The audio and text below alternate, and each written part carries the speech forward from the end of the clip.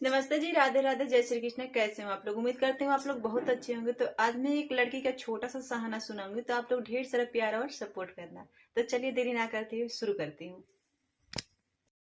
पापा के गलिया में मोरवा बोले सुगा वाया के ले बोले सुगा वाया के ले बोले चल सुगानी मोरा देसे चल सुगानी मोरा दे कैसे में चली सुगा तोरा देसे भैया हमारो छुट्टी जोई है चाचा हमारो छुट्टी जोई है अम्मा हमारो छुट्टी जोई है अम्मा के बदले तो के अम्मा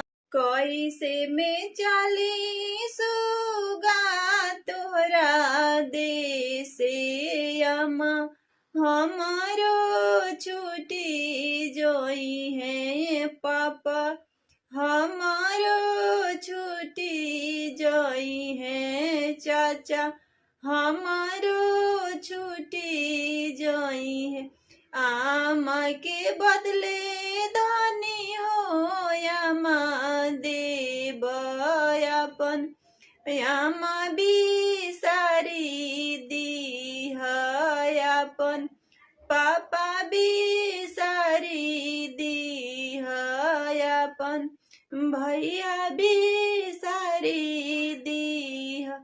तो दोस्तों कैसा लगा रहा हमारा गीत? प्यारा सा कमेंट करके बताइए। तो मिलती हूँ अगले वीडियो में, तब तक के राधे राधे, जय श्री कृष्ण और ढेर सारा प्यार और सपोर्ट करिए आप लोग।